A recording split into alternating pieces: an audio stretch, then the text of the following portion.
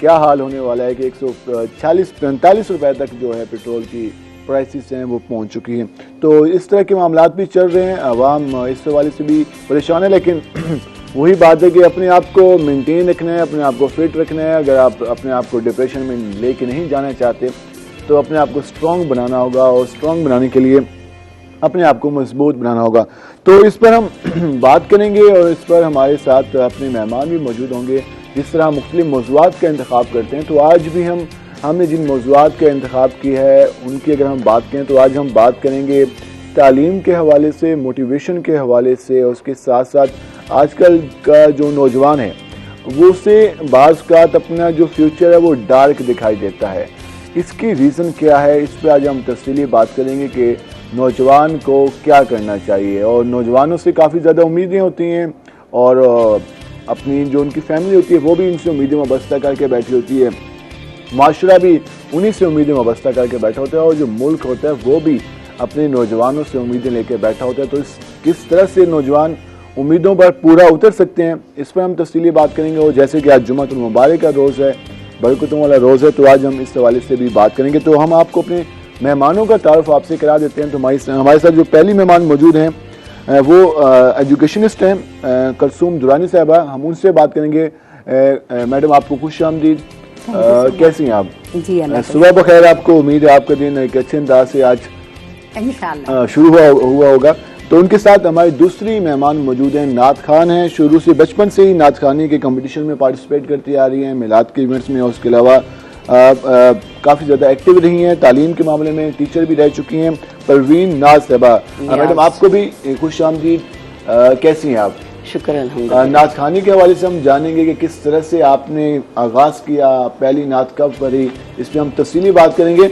हम अपने मेहमानों की तरफ आने से पहले आपको जो हमारा सेगमेंट है आज नेकी की बात, उसकी तरफ लेके चलेंगे। आज हमारे मस्जिद स्कॉलर आपको आज नेकी की बात बताएंगे, तो पहले वहाँ चलते हैं। नहमदुहु व नुसल्ली अला रसूलिहिल करीम, अम्मा बाद। वक़ाल नबी सल्लल्लाहु अलैहि वसल्लम, मन सतर मुस्लिमन सतरहुल्लाहु फिद दुनिया वल आखिरह।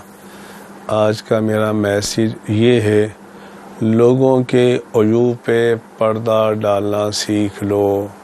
मेरे भाइयों, अगर ये चाहते हो कि अल्लाह ताला आपके अयूब पे पर्दा डाले रखे, उसका आसान तरीक़ा ये है कि इंसानियत के अयूब पे पर्दा डालना। इंसानियत के अयूब पे पर्दा डालना। जो दुनिया में किसी के राज को फाश करेगा, अल्लाह उसके अयूब को दुनिया और आखिरत के अंदर फाश भी करेंगे, उसको रुसवा भी कर देंगे। अल्लाह मुझे भी आपको भी लोगों के अयूब पे पर्दा डालने की तौफीक अता फरमाए। व आखिर दावाना अनिल हम्दुलिल्लाहि रब्बिल आलमीन। आमीन आमीन। यकीनन इस बात पे हम सबको अमल करना चाहिए, क्योंकि पर्दा पोशी का हुक्म दिया गया है। और हम जो हमारे माशरे में इस तरह की चीज़ें आ गई हैं कि हम एक दूसरे के जो अजूब हैं उनके हवाले से बातें भी करते हैं, और ये गिबत के ज़िम्मे में भी आता है। उसके अलावा किसी के अगर कोई ऐब मौजूद हैं तो उन पर पर्दा डालना चाहिए, उनका वो डिस्कस नहीं करना चाहिए। ये हमें मज़हब दीन हमारा हुक्म देता है, और जो माशरा है वो भी इस हवाले से अगर हम बात करें तो अच्छे माशरों में इसको अच्छा नहीं समझा जाता। और यकीनन मज़हब इस्लाम हमारा एक बेहतरीन ज़ाब्ता हयात है, तो उसकी तालीमात पर हम सबको अमल करना चाहिए। हम अपने मेहमानों की तरफ जाएंगे। जिस तरह हम बात कर रहे थे कि आज का जो हमारा मौजू है उसमें हमने जो तालीम को हमने सामने रखा है, तालीम किस तरह से लाजमी है, उसके साथ साथ जिस तरह की तालीम दी जा रही है इसको हम बेहतर किस तरह से बना सकते हैं, मोटिवेशन के हवाले से भी बात करेंगे। कुलसूम दुरानी साहिबा, आजकल जो हालात चल रहे हैं, जिस तरह हमारे मस्जिद स्कॉलर भी बता रहे थे कि अयूब पे पर्दा डालना चाहिए, हम अपने माशरे की जानिब जाएँ तो हमारे माशरे में कुछ ऐसी चीज़ें आ गई हैं जो कि पहले नहीं थी, और हमारे नौजवानों की जो मुख्तलिफ एक्टिविटीज़ हैं ऐसी आ गई हैं कि हम कहते हैं कि यार ये नहीं होना चाहिए था। तो इस पर हम किस तरह से, तरबियत का जो फैक्टर है इस पर किस तरह से फोकस किया जा सकता है? बिलाल साहब, बहुत शुक्रिया, आपने मुझसे जो क्वेश्चन पूछा, हमारे मजहबी स्कॉलर ने भी उसी टॉपिक पे ही बात की कि दूसरों के ऐब पे अगर आप पर्दापोशी करोगे तो अल्लाह करीम आपके ऐब की पर्दापोशी करेगा।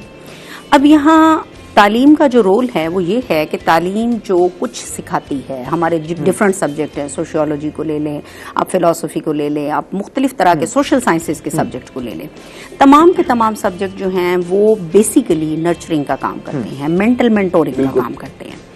अब उस मेंटल मेंटोरिंग में पॉजिटिव थिंग्स जो हैं उनको ऐड किया जाता है और बैड चीज़ों को डिलीट किया जाता है, ठीक है ना। ये है बच्चों के लिए नर्चरिंग। लेकिन जो बदकिस्मती है हमारी, आज का नौजवान, आज का मुआशरा जिस तरफ चल पड़ा है, वो क्या है कि लोगों ने ये गलत मिसकॉन्सेप्शन माइंड में बना ली है, जब तक हम दूसरों को डिसग्रेस नहीं करेंगे, दूसरों को पीछे नहीं धकेलेंगे, हमारा आगे जाने का रास्ता नहीं बनेगा। जी, ये काफी ज्यादा आ चुका है जी। हम हर, चाहे कोई ऑफिस है, चाहे कोई वैसे मोहल्ला है, घर है, हर जगह ये चीज आ चुकी है। इसका नुकसान कितना है? अगर आप मुझसे पूछें, जो कोई बुजुर्गों की दी हुई मिसालें हैं कि जो कोई गड़ा खोदता है वो किसी के लिए तो नहीं खोदता ना, बेसिकली तो वो अपने लिए खोद रहा होता है। अगर हम मजहबी हवाले से बात करें तो हुज़ूर सल्लल्लाहु अलैहि वसल्लम नमाज के लिए जाया करते थे, ठीक है। तो काफिरों ने दरमियान में गड़ा खोद दिया कि आप सुबह जब जाएंगे और ऊपर घास डाल दिया कि आप जब जाएंगे तो आप वहां पे गिर जाएंगे। लेकिन अल्लाह की तरफ से हुक्म हुआ कि आज मस्जिद इस रास्ते से नहीं और उस रास्ते से जाना है, तो आप सल्लल्लाहु अलैहि वसल्लम ने रास्ता बदल लिया, ठीक है ना। और फिर क्या हुआ कि गड़ा खोदने वाले खुद उस खोदे हुए गड्ढे में गिर गए। ये है कि जब भी अगर हम किसी के लिए कोई इस तरह का चाहेंगे तो आखिरकार उसके नतीजे खुद भी भुगतना होंगे। बेसिकली कि जब भी कोई किसी को नुकसान पहुंचाने की कोशिश करेगा, हाँ सोशल लेवल पे बात करें, हम घरेलू सिस्टम पे बात करें, खानदान के सिस्टम पे बात करें, मोहल्लेदारी, जिस तरह भी हमारा सोशल सर्कल है, सोशल सर्कल हमारा जो है उसमें स्टार्ट तो घर से ही होता है ना। अच्छा, ये बुनियादी इखलाक हैं, बुनियादी जिम्मेदारी है, बेसिक एथिक्स लेकिन हैं। इसको भी हम फरामोश करते जा रहे हैं। एग्जैक्टली, बेसिक नॉर्म्स हैं लाइफ के, ठीक है, उन नॉर्म्स को फरामोश किया जा रहा है। अच्छा, ये तो हो रहा है, एक एलिमेंट हो गया। अब हमने अपने बच्चों को, उनको भी नहीं पता, उनकी तरबियत करनी है, उनकी तरबियत किस नेश पर की जाए ताकि वो इन चीज़ों को अडॉप्ट ना करें जो आजकल हम रोज़ाना मिसालें सुन रहे हैं इस तरह की चीज़ों की।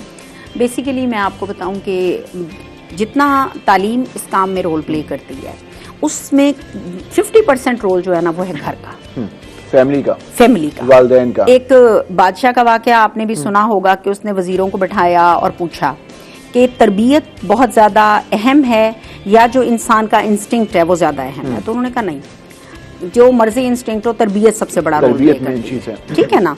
तो दो वजीर जो थे वो आपस में इस बात पे बहस पे अड़ गए, तो बादशाह ने उन दोनों को टारगेट दे दिया कि आप मुझे प्रूफ करके बताओ, ठीक है। 1 माह का उन्हें टाइम मिल गया।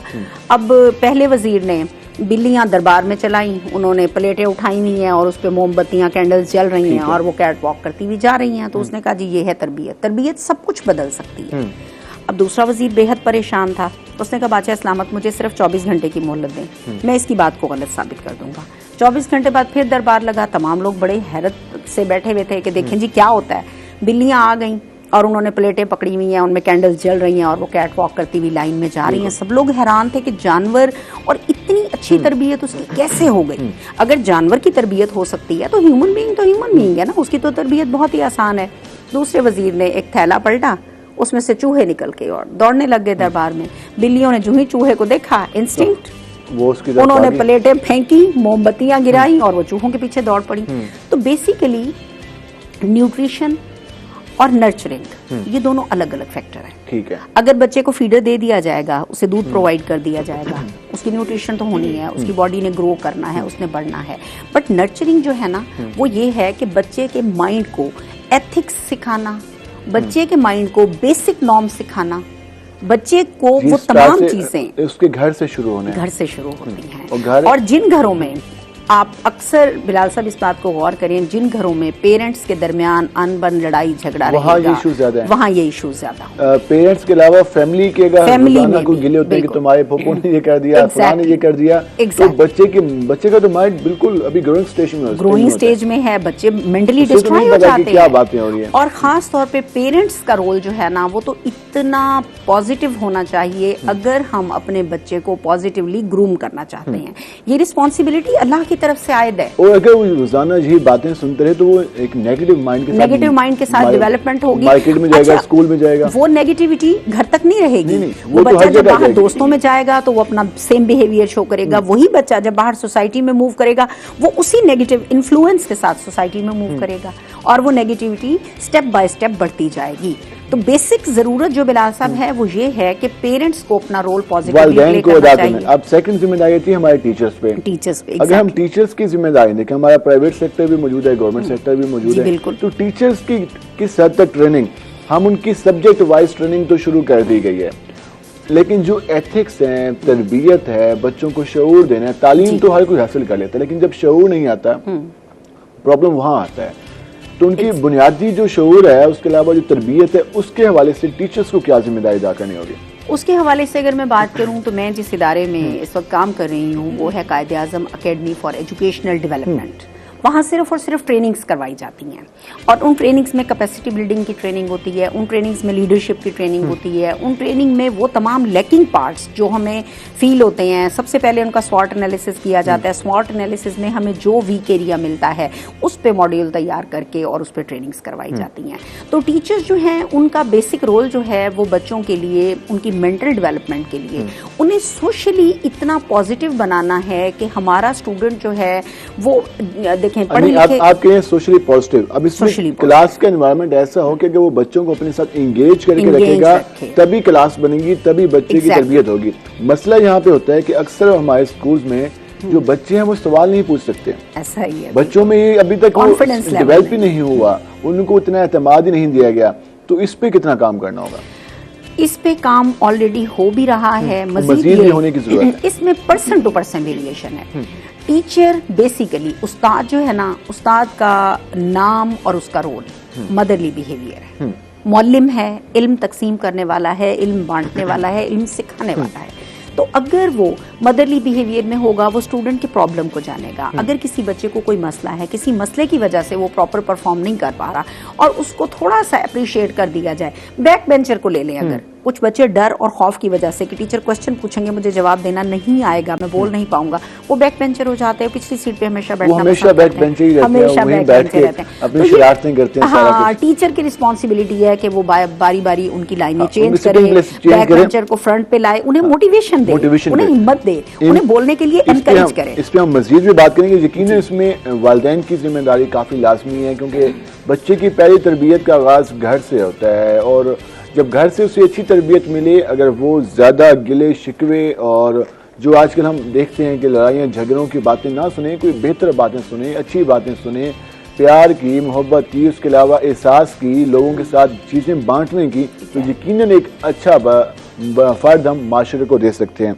और दूसरे हमारे जो टीचर्स हैं उनकी भी इस हवाले से एक बुनियादी जिम्मेदारी बनती है। अदा भी करते हैं टीचर्स, क्योंकि हम सब टीचर्स और वालिदैन की तरबियत के बदौलत ही यहाँ सब बैठे हैं। तो टीचर्स की ज़्यादा रिस्पॉन्सिबिलिटी इसलिए बनती है कि बच्चे टीचर्स को, और जो वालिदैन है वो अपने बच्चे टीचर्स को देते हैं कि आप तरबियत करेंगे। एक बात यहाँ बिलाल साहब मैं ऐड करना चाहूँगी कि जिस वक्त हमारा मुआशरा जो है इस नहज पे परवान चढ़ेगा कि हम दूसरों को डिसग्रेस किए बिना, उनको डिग्रेड किए बिना, उनको नीचा दिखाए बिना हम सब मिल के तरक्की कर सकते हैं, हम सब मिलके आगे जा सकते हैं।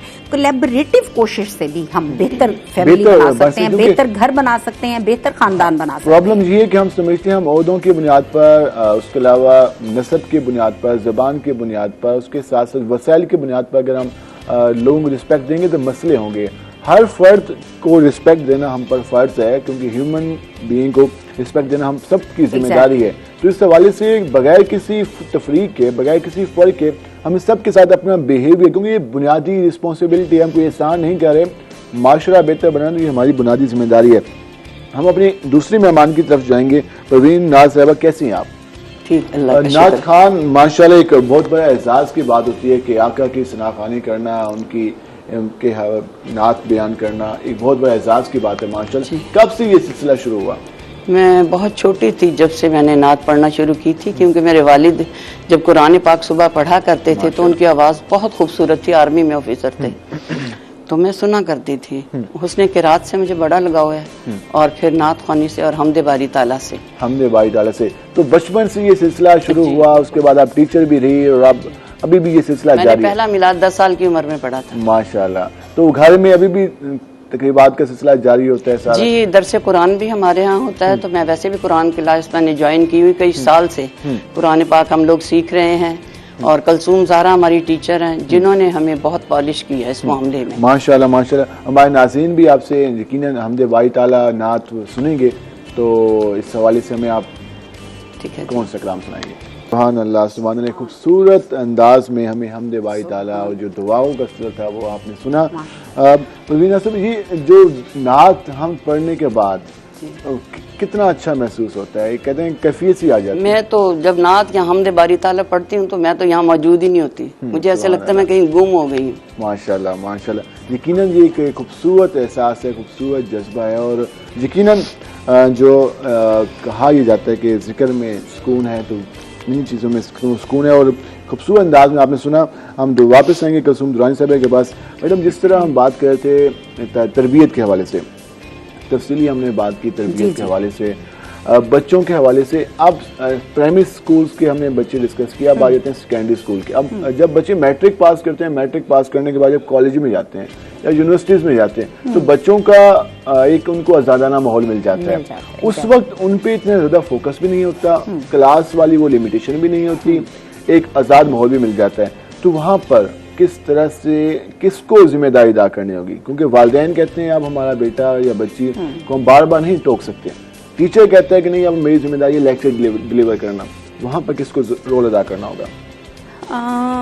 बिलाल साहब, अगर मैं कहूँ कि हमारा जो यूनिवर्सिटी ग्रेजुएट है, क्योंकि मैं अल्हम्दुलिल्लाह यूनिवर्सिटी में भी मैंने as a visiting faculty classes लेती हूँ, पढ़ाती हूँ, और मैंने जो देखा हमारा स्टूडेंट बहुत पॉजिटिव रोल अदा कर रहा है। तकरीबन पाकिस्तान को ही अगर ले लिया जाए तो हमारे पास अबव 50% फ्रीलांसर जो हैं पूरी दुनिया में जो इस वक्त काम कर रहे हैं, उसमें 50% फ्रीलांसर पाकिस्तान से।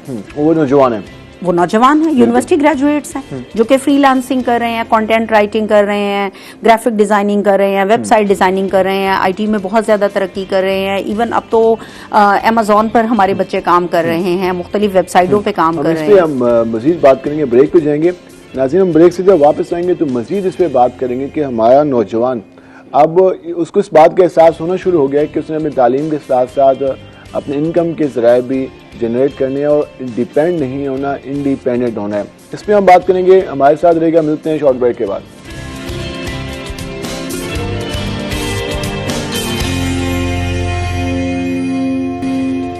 वेलकम बैक नाजरीन। जिस तरह हम बात कर रहे थे अपने रोज़गार के हवाले से, नौजवानों के हवाले से, तरबियत के हवाले से, और हमने हमदे बारी ताला भी सुनी, और उसके साथ साथ हम मज़ीद बात करेंगे। और हमने जिस बात से अपना इख्तिताम किया था दोबारा से वहीं से आगाज़ करेंगे। तो हमारे साथ जिस तरह मौजूद हैं कलसूम दुरानी साहिबा।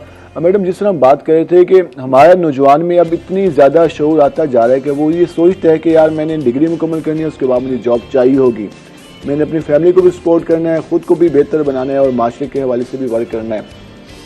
तो इसमें एक तो हमारे पास जो है फ्रीलांसिंग के हवाले से नौजवान काफ़ी एक्टिव नज़र आ रहे हैं। नौजवानों को इस बात पर तालीम के साथ साथ स्किल्स का सीखना कितना लाजमी है, क्योंकि आजकल डिग्री मुकम्मल हो जाती है फिर जॉब। कल हम एक प्रोग्राम कर रहे थे तो हमें ज़्यादातर वालिदैन मिले और उसके अलावा नौजवान भी मिले। किसी ने केमिकल इंजीनियरिंग की हुई थी, किसी ने क्या, वो यही गिला करते हैं कि जॉब्स नहीं हैं। बीपीएससी में इतने ज़्यादा पेपर्स के लिए लोग आ जाते हैं कि वहाँ पर मेरिट काफ़ी ज़्यादा बन जाता है। तो इसमें नौजवान ने अपना सर्कल भी चलाना है, माशरे के लिए भी किरदार अदा करना है, फैमिली के लिए भी, क्या करना चाहिए? उसमें बिलाल साहब मैं ये कहूँगी कि इससे पहले मतलब डिफरेंट कंट्रीज जो हैं वो स्वॉट एनालिसिस के बगैर HEC की सीटें अनाउंस नहीं करते। हमारे कंट्री में ऐसा नहीं है कि मार्केट ओरिएंटेड अगर हम डिग्री प्रोग्राम इंट्रोड्यूस करवाएंगे, हमारा ग्रेजुएट जो ही यूनिवर्सिटी एजुकेशन से फारिग होता है, मार्केट ओरिएंटेड अगर उसकी डिग्री होगी तो उसे फौरी तौर पे पिक कर लिया जाएगा और फौरी तौर पे उसे जॉब मिल जाएगी।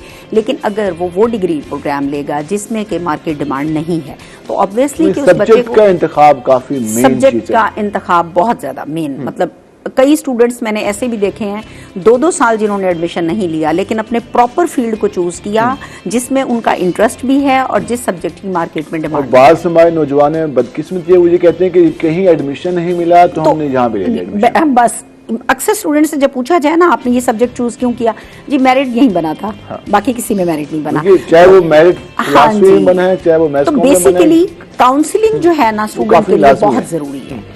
डिपार्टमेंट्स काउंसलिंग को लाजमी प्रमोट करें और यूनिवर्सिटी में काउंसलिंग का बाकायदा एक इदारा होना चाहिए। काउंसलिंग एक यूनिवर्सिटी में आ स्पेशल जाना कोई डिपार्टमेंट हो। कमशाबी नहीं है, ठीक है? मेन चीज है कि आपने जो सब्जेक्ट का इंतखाब हाँ किया जी, उसमें बिल्कुल। आप कितनी ज्यादा अच्छे मतलब जिस वक्त बच्चे ने मैट्रिक किया, एफएससी किया, एफएससी लेवल पे भी काउंसलिंग होनी चाहिए ताकि फर्दर उसको जिस फील्ड में जाना है उसी तरह वो मेडिकल का सब्जेक्ट चूज करे, प्री इंजीनियरिंग चूज करे, आईसीएस की तरफ जाए, वो अपने फर्दर टारगेट, अपने गोल को पहले डिसाइड करे। अगर हम यूनिवर्सिटीज की बात करें तो हमारे यहाँ कुछ ऐसे सब्जेक्ट हैं जो हम समझते हैं जो कि बिला जवाब शामिल की जाते हैं। काफी सारे सब्जेक्ट है वहाँ पर नहीं, मैं प्रैक्टिकल तो वर्क पे काम हाँ, काम मैं ये होता है। कहूंगी कोई भी चीज निकम्मी नहीं जमाने में, ये तो ये हो तो नहीं बिल्कुल- सकता कि सब्जेक्ट कोई ऐसा हो। प्रैक्टिकल वर्क पे काम नहीं किया हाँ, जाता, प्रैक्टिकल नहीं है, उसके अलावा थ्योरी वर्क ज्यादा होता Theory है, work प्रैक्टिकल ज्यादा है। नहीं है। Exactly. इस पे कितना काम करना होगा? यानी आपकी बात को अगर मैं अपने अल्फाज में कहूँ तो आप इस पॉइंट को शायद रेज करना चाह रहे हैं कि स्किल डेवलपमेंट पे काम नहीं हो रहा।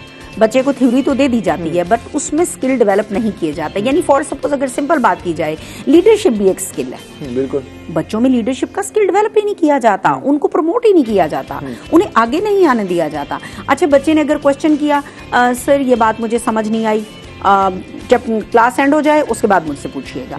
अब क्लास एंड तक टॉपिक कहाँ का कहाँ निकल गया उस बात पे और फिर फिर कौन पूरी आएगा? क्लास भी कहती है कि यार खामोश ही रहो, खामोश रहना, क्योंकि- सर ने डांट दिया, हाँ। बच्चे ने इंसल्ट भी लेकिन फील। एक अच्छी जो चीज हमने कल भी डिस्कस की थी वो ये था कि स्टूडेंट काउंसिल के इलेक्शन हो रहे हैं। ये एक अच्छा इनिशिएटिव बिल्कुल। है। इससे ये होगा कि बच्चों में लीडरशिप क्वालिटीज लीडरशिप वो अपने आप को क्वालिटीज लीडर फील आएंगी, करेंगे। बच्चे खुद को लीडरशिप के रोल में लाएंगे। छोटे छोटे इश्यूज और मसाइल इदारे के अपने लेवल पे जब वो हल करेंगे तो वो सोसाइटी के लिए यूजफुल बनते चले जाएंगे। और फिर वो हमें जब वो एजुकेशन के बाद माशरे में जाएंगे तो उन्हें ये फील नहीं हुआ कि वो कोई वोट कास्ट करें। Exactly. उन्हें पता होगा कि मैंने किसको वोट कास्ट करना किसको है। वोट कास्ट करना है, वो उन्हें पूरी अपने तरबियत रोल, है। अपनी रिस्पॉन्सिबिलिटी का उन्हें एहसास एहसास होगा। होगा। और दूसरी बात यह है कि जहां तक बात रही स्किल की, आज का हमारा स्टूडेंट बहुत अवेयर है इस बात से कि अगर मैं स्किल नहीं सीखूंगा तो मेरी डिग्री खाली मुझे कुछ नहीं दे सकती। ठीक है, तो उसमें ये है कि मोस्टली स्टूडेंट्स को ये जो हमारा अभी इमरान खान साहब ने एक इनिशिएटिव दिया था उसमें फ्री वोकेशनल के डिप्लोमास जो हैं वो उन्होंने मुख्तलिफ यूनिवर्सिटियों में ऑफर किए थे जो कि फ्री ऑफ कॉस्ट थे। उनकी कोई अमाउंट शुरू पे कर नहीं दिए करती गए। थी। जी बिल्कुल, 6 मंथ के डिप्लोमास थे। उसमें जो कि- नौजवानों का कितना ज्यादा मतलब रिस्पॉन्स कैसा है? उसमें जितने स्टूडेंट्स से अगर मैं बात करूं कि जितने स्टूडेंट्स से मैंने मशवरा दिया, जिनको मैंने बताया, बच्चे फौरन उसमें एनरोल हुए। और चूंकि वो फ्री ऑफ कॉस्ट था, उसमें कोई रजिस्ट्रेशन नहीं है, कोई कुछ नहीं है, कोई पेमेंट नहीं है, 6 मंथ का डिप्लोमा है, उसमें आप लर्न कर सकते हो और वो डिप्लोमा कंप्लीट करने के बाद आप कहीं भी बहुत अच्छे से जॉब ले सकते हो उस डिप्लोमा तो के इस लिहाज हवाले से, से यकीनन- क्योंकि वो फंडेड हाँ। प्रोग्राम है गवर्नमेंट का। गवर्नमेंट के इस हवाले ठीक से है? हुकूमत की जानिब से भी इकदाम किए जा रहे हैं। हाँ लेकिन जी। हम सबको भी ये सोचना होगा कि हमने जो भी डिग्री हासिल करें उसमें किस हद तक हमें स्किलफुल होना चाहिए Skillful ताकि होना चाहिए, हम बिल्कुल। मार्केट में जाएं तो फौरी मार्केट में जगह बना सकें। बना सिर्फ सकें। नंबर्स या जीपी ले लेना कमाल नहीं है, लेकिन स्किल्स का साथ होना काफ़ी ज़्यादा अहम है। हम जाएंगे परवीन नियाज साहब के पास। मैडम, जिस तरह आप नात के हवाले से बता रही थी तो किस तरह का आप मतलब कि आपने बताया कि जब भी आप नात पढ़ती हैं, हम पढ़ती हैं, तो आप कहती हैं कि मैं यहाँ पे नहीं हूँ, कैफियत चेंज हो जाती है, एहसास चेंज हो जाता है। तो इसको क्या कहना चाहेंगे? कितना खूबसूरत एहसास है ये सारा कुछ? ये एहसास बहुत खूबसूरत है। और ये देखें कि डूब के पढ़ना, बाज लोग होते हैं कि पढ़ते हैं, बहुत अच्छा पढ़ते हैं, तो वो अंदर गहराई तक नहीं जाते उसके। और कलाम पे भी बड़ा डिपेंड करता है कि जो कुछ हम पढ़ रहे हैं, और हमारा शिर्क से पाक होना चाहिए। इस चीज़ का हमें बहुत ख्याल करना है, नात खास तौर पे। तो शिर्क से पाक नातें हमें पढ़नी चाहिए हैं। और फिर ऐसा कलाम हो कि वो अल्फाज खुद बोलें। अगर हम दीवारी ताला हम पढ़ रहे हैं तो भी, नात ख्वानी कर रहे हैं तो भी। उसमें भी तो हम आपसे अब नात मुबारक सुनेंगे। आप इस हवाले से हमारे नाजरीन को सुनाएगा। सुबहान अल्लाह, सुबहान अल्लाह। एक खूबसूरत अंदाज में जिस तरह से नात पढ़ी गई और यकीनन आका दो जहां रहमतुल आलमीन मोहसिन इंसानियत हज़रत मोहम्मद मुस्तफ़ा सल्लल्लाहु अलैहि वसल्लम की जो सीरत मुबारक है हम सब के लिए बेहतरीन नमूना है। और हम सब अगर सीरत मुबारक के पहलुओं पर अमल करना शुरू कर दें तो हमारा माशरा, हमारा ख़ानदान, हमारा मुल्क सबसे बेहतरीन माशरों में बन सकते हैं। हम ब्रेक पे जाएंगे, ब्रेक से वापस आएंगे तो मज़ीद बात करेंगे। हमारे साथ रहेगा, मिलते हैं शॉर्ट ब्रेक के बाद।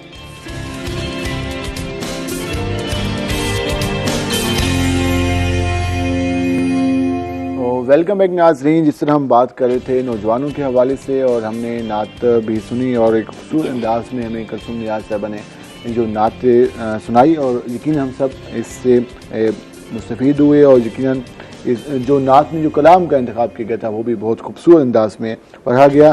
तो हम वापस आएंगे कुलसूम दुरानी साहबा के पास। मैडम, जिस तरह हम बात कर रहे थे नौजवानों के हवाले से, आजकल हमें एक और हमने पॉजिटिव बात की कि नौजवान जिम्मेदार है, लेकिन हमारे यहाँ कुछ नौजवानों का एक तबका है और हर क्लास में हर जगह हमें ये मिलते हैं, फैमिली में एक दो नौजवान हमें ऐसे मिलते हैं जो हमें डिप्रेस नज़र आते हैं, जो टेंशन का शिकार नज़र आते हैं, जिन्हें अपना फ्यूचर डार्क नज़र आता है। एक तो हमारे माशरती रवैये उनको ताने सुन सुन के कि अगर उसने कहीं अप्लाई कर ही लिया तो वो जब तक नताइज नहीं आ जाते वो बार बार पूछते रहते हैं कि आपने वो फलाना टेस्ट लिया था, अभी तक क्या बना, पास नहीं हुआ, रह गए।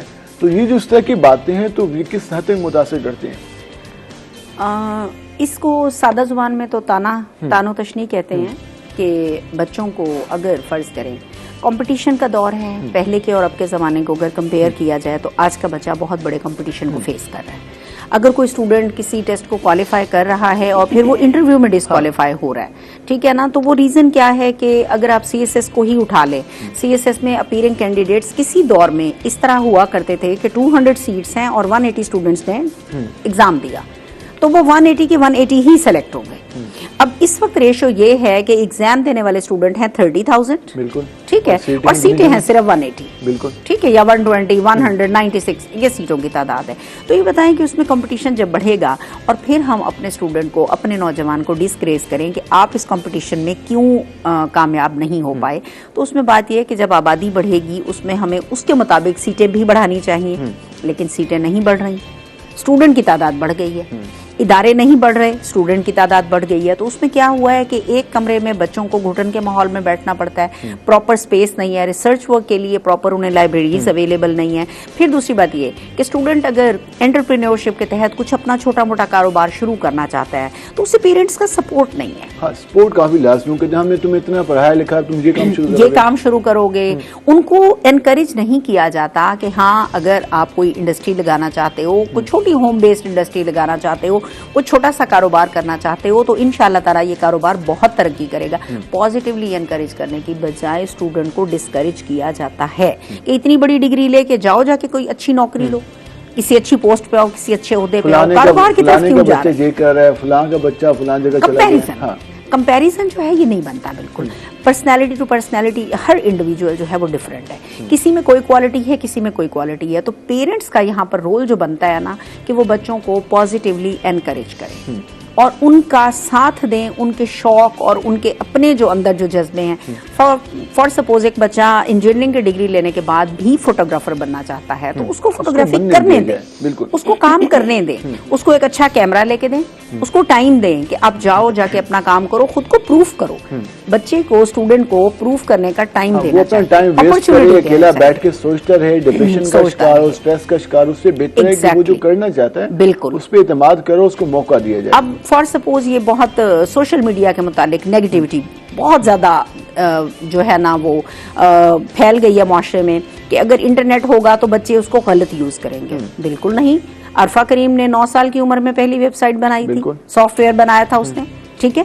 अगर हम बच्चों को अपॉर्चुनिटी देंगे, सोशल मीडिया की सर्विसेज उन्हें प्रोवाइड करेंगे, उन्हें एक अच्छा लैपटॉप लेके देंगे, एक अच्छा मोबाइल एंड्रॉइड लेके देंगे। अब अगर मैं बाकी बातें छोड़ के सिर्फ अपनी बात करूं तो मेरे बेटे ने मुझसे जिद करके बहुत महंगा पीसी बनवाया और बहुत महंगा उसने मोबाइल लिया। अच्छा, मैंने उस वक्त उससे बिल्कुल इंसिस्ट नहीं किया कि आप ये क्यों लेना चाह रहे हो, ठीक है, लेकिन उसका रिजल्ट क्या हुआ, आज मेरा बेटा बहुत बेहतरीन ग्राफिक डिजाइनर है, मेरा बेटा बहुत बेहतरीन फोटो एडिटर है। तो वो वहीं से सीखा। सीखा यूट्यूब की वीडियोस देख देख के, क्योंकि उसको बहुत शौक था और उसको मालूम था कि मेरा जो एंड्रॉइड सेट है वो इस प्रीमियर प्रो को सपोर्ट नहीं करता। तो मम्मा मुझे फलां वाला लैपटॉप चाहिए, मम्मा मुझे फलां वाला पीसी चाहिए, मुझे इतना रैम चाहिए, इतना रोम चाहिए। उसने जो मांगा मैंने उसे प्रोवाइड किया। मैंने कहा ठीक है बेटा, आपको जाना है, इसके साथ आप खेलो, गेम खेलो, आपको फोटो एडिटिंग करनी है आप करो, आपको ग्राफिक्स बनानी है आप बनाओ, जो मर्जी आपका दिल करता है। आज अल्हम्दुलिल्लाह अल्लाह ताला का शुक्र अदा करते हुए मैं कहती हूँ कि मेरा बेटा एक हैंडसम इनकम घर बैठे अर्न कर रहा है। तो जी सबसे जबरदस्त अभी तालीम हासिल किया है। और ये आपके लिए इंतहाई हैरत की बात होगी, he is just and just intermediate. वाह जबरदस्त। एफएससी करने के बाद, एफएससी के दौरान ही उसने माशाल्लाह ये काम किया, उसने वेबसाइट बनाई, उसके बाद वो ग्राफिक्स पे काम करता है, उसको आए दिन ऑर्डर आ रहे होते हैं। अच्छा वो क्या कहेगा, मॉम प्लीज 35 मिनट का टाइम दे दें, बट टक टक टक टक भेज दिया, ओके हो गया जी, चले ये चेंज कर दें करके, और उसके बाद उसको अमाउंट आ जाएगी। मम्मा जानी ये मेरे उसमें जैज कैश में अमाउंट आ गई, आपको अगर चाहिए हो तो ड्रा करा लीजिएगा। तो मुझे इतनी खुशी होती है कि अल्हम्दुलिल्लाह रब्बिल आलमीन, अगर मैंने बच्चे को रोका नहीं कि बेटा क्यों तुम्हें फलां वाला लैपटॉप चाहिए, क्यों तुम्हें फलां एंड्रॉइड मोबाइल चाहिए, उसने उन चीजों को पॉजिटिवली यूज किया। तो इस तरह किया गया तो उसकी नतीजा भी अगर हम अपने स्टूडेंट पे, अपने बच्चे पे एज अ पेरेंट एतमाद करेंगे, एज अ टीचर एतमाद करेंगे, यानी एज अ टीचर भी अगर हमारा स्टूडेंट कहता है कि मुझे फलां वाली रिसर्च करनी है सर, मुझे लैब में फलां एक्सपेरिमेंट करने दें, तो उसको करने देना चाहिए। हाँ, निगरानी रखें, मौका दें, उसको एतमाद करें, टाइम दें, मौका दें, उसके साथ रहें, उसको अगर काउंसलिंग गलती करें। हो भी जाती है तो चीजों इंसानों से गलती होती है, वो गलतियों के बाद एक अच्छा रिजल्ट सामने आता है। Exactly. तो एक पहली गलती पर या दूसरी गलती पर हमें रिएक्ट नहीं करना चाहिए, हमें उसको बेहतर अंदाज में पॉजिटिव लेना चाहिए, उसको समझाना चाहिए, उसको बताना चाहिए कि हम इस तरह बेहतर बना सकते हैं। अगर हम फौरी रिएक्ट करेंगे तो वो वहीं पर जो उसकी डेवलपमेंट है वो रुक जाएगी। एक और आपसे एक्सपीरियंस शेयर करूंगी कि अजीज थे हमारे और उनके बच्चे ने ना 9th से स्कूल छोड़ दिया। अब फादर ने बहुत स्नब किया कि 9th से स्कूल छोड़ दिया है। उस बच्चे ने कहा जी मुझे जनरल स्टोर बनाना है, मार्केट नहीं बन रही है, हर हाल में मैंने जनरल स्टोर बनाना है। तो मैं चूंकि उसकी आई विटनेस हूँ, तो सबने फैमिली वालों ने कहा कि उसके फादर ने कहा ओके बेटा, फादर इंजीनियर थे, ठीक है, उन्होंने कहा बेटा आपको नहीं पढ़ना, आप बनाओ, अपना स्टोर बनाओ। उसने जनरल स्टोर बनाया। जनरल स्टोर से आज इस वक्त उसकी एक इतनी बड़ी कपड़े की शॉप है, साथ ही उसका जनरल स्टोर है। फिर उसने प्रॉपर्टी का ऑफिस शुरू किया। इस वक्त वो बच्चा, उसके फादर जितना पेंशन लेके रिटायर हुए ना, उससे 4 गुना ज्यादा कमा चुका है। अपने बाप से बड़ा वो घर खुद लेके अपने फादर को वहां शिफ्ट कर चुका है और माशाल्लाह इंतहाई खुशहाल है। यकीनन इस हवाले से जो एतमाद है वो लाजमी तो पेरेंट्स को एतमाद मौका करना देना चाहिए चाहिए बच्चों को। इस हवाले से अगर वो कुछ इन्वेस्टमेंट मांग रहे हैं तो उनको कोशिश करना चाहिए ताकि उनको फराहम करें, ताकि वो अपने आप को प्रूव कर सकें। हर बंदा चाहता है कि वो अपने आप को अच्छे अंदाज में प्रूव कर सके, तो इसलिए एतमाद का होना और मौका देना काफ़ी लाजमी है। हम आएंगे परवीन नियाज साहबा के पास। मैडम, नात के हवाले से जिस तरह हम बात कर रहे थे, हमारे नज़ीर आपसे मजीद भी हम नात सुनेंगे आपसे, तो इस वजह से आप हमें कौन से कलाम सुनाएंगे आप? गुंबद खज़रा पे वो पहली नज़र गई। सुभान अल्लाह, एक बहुत खूबसूरत अंदाज में जिस तरह कलाम सुनाया। प्रवीण नियाज साहब आपका शुक्रिया हमारे प्रोग्राम में, एक सुंदरानी साहब आपका शुक्रिया आप हमारे प्रोग्राम में तफसीली हमने बात की कि हमने अपने नौजवानों की तरबियत कैसे करनी है, अपने बच्चों की कैसे तरबियत करनी है, उनको मौका कैसे देना है, एतमाद कैसे करना है, इस पर हम तफसीली बात की। हम ब्रेक पे जाएंगे, ब्रेक से वापस आएंगे तो हमारे साथ नए मेहमान मौजूद होंगे, हमारे साथ रहेगा। मिलते हैं एक शॉर्ट ब्रेक के बाद।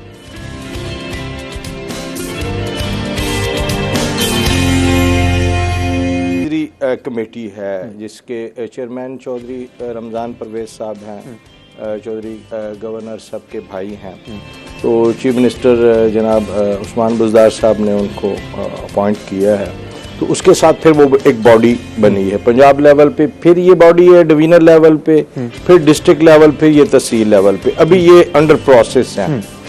तो उसमें हमने मीटिंग्स जो की हैं उसमें ये सजेशंस दी हैं। बेसिकली हम पीने वालों को पकड़ते हैं और जो बेचने वाले हैं जहाँ से ये आती है उन पे हम हाथ नहीं डाल सकते गिरफ्तार। इवन के मुझे कई दफ़ा ये इंफॉर्मेशन मिली है कि वो अगर कुछ मीडिया के लोग या नॉर्मल पुलिस चाहती है या एक्साइज वालों के पास, तो छोटा वो उल्टा फायरिंग कर देते हैं। और जो जान पेशा लोग हैं उनका इस सिलसिला चल रहा है, पूरा नेटवर्क है, तो उस तरह उसके खिलाफ क्रैकडाउन लाजमी बात, एक स्टेप लेना होगा, बड़ा स्टेप। एग्जैक्टली मैंने पिछले दिनों ये फोर्ट मंट्रो सखी सर्वर के आगे चेक पोस्ट है, मैंने विजिट किया। वो जितनी कोशिश, वहाँ रेंजर्स भी है, रेंजर्स भी है और पुलिस भी है, वहाँ चेक पोस्ट भी है।